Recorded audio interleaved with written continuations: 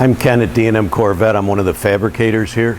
This is a 1934 Ford Roadster that was purchased here by a customer of ours last year. He drove it all last summer and decided he wanted a little more power and a few upgrades. And in the process of discussing all of that, he decided he would like some chrome suspension and just some changes to make the car more his.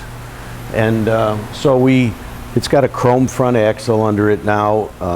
A lot of detail on painting the calipers. The rear end used to be red, now it's silver. The engine and trans is a different one than what was in the car last year. It's quite a bit more powerful than it was. The other one was a small block Chevy. This is also a small block Chevy, but it's a fresh engine by Blue Engines. It's close to 400 horsepower. And so that's going to get him where he thinks he wants to be. This is more fun, and we are also fabricating a top for this car, which this is some of the framework that we're going to adapt to this car. It's not specifically for a 34 Ford, but it's going to work, and we're just modifying it to make it fit this body. Nice. So this is Rick Slomka.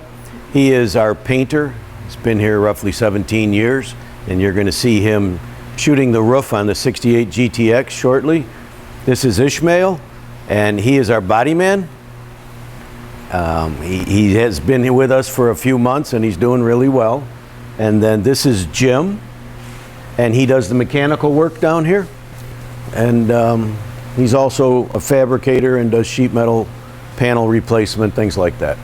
Okay. So this is a 1968 GTX, and we have, it's a rotisserie restoration. We've replaced quite a bit of sheet metal on it, and now we've body worked the roof, and it's been sprayed with DP90. And now Rick is going to cover it with a Spies Ecker product, spray poly, which it's a uniform coating that we can block sand in preparation for primer and paint. So as you build this in layers, you want to make sure there's adhesion between all the layers, and this is the process that we use that we have the best results with. This is a 1932 Ford. It's about 3 years old since we built it. It's a steel-bodied car. It's got a TCI chassis in it. It's a Buick nailhead engine with a turbo 400 trans and a Ford 9-inch rear end. It's got real Halabrand wheels on it. We grafted a 44 dashboard into the car, and it's one of Dave's favorite cars. So we're gonna go for a ride. Okay. And we're driving a 1932 Ford Roadster. It's really a nice little car. Doesn't take up a lot of room to store. It's a lot of fun to drive, and it's really popular. It's one of the most popular years of the Fords that have been hot rodded over the years. So this particular car was done over a period of about 1.5 years. It's a steel-bodied Brookville Roadster with a TCI chassis. It handles really well. It's fairly quick. It's a dual quad nailhead Buick. And so we just really like enjoying it. And it's just kind of showcases the kind of work that we do and that we're capable of. So we're just going for a ride. Enjoy.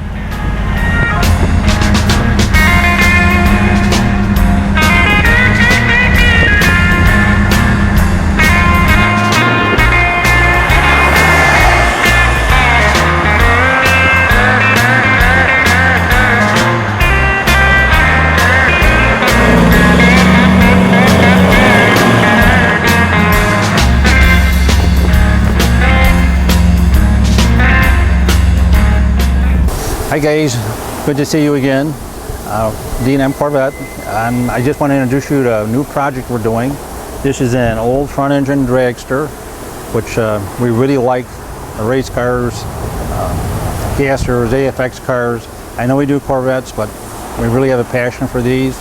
And it sounds kind of silly, but what I want to do is get this done, and we're going to hang it from the ceiling. And I think it'd be kind of cool. It'd be nice for our customers to come in and look at. It's just a variation of something different we can do, and there's a lot of folks out there that like this too, so I'm hoping that everybody will enjoy it, especially you guys. Thank you. And the car, I was told, was raced in Florida.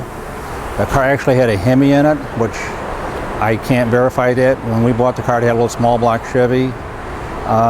But it's got an Olzer in, the old Earhart dual caliper disc brake, which is kind of cool. Mickey Thompson center section, a torsion front end. There's a lot of old, neat, nostalgic stuff in there. It's not like it's got a Ford 9-inch or a Dana. It's all old school.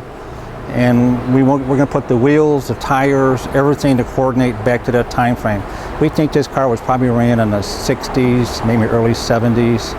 It had a full body on it, but we're just going to leave the front end exposed, because I think that's more typically what they were like in the mid-60s. So the wheelbase is correct and all that, but it's a kind of a piece of history, and it's something we enjoy, and I hope the customers will too. When we get it all done, you have to take a peek at it.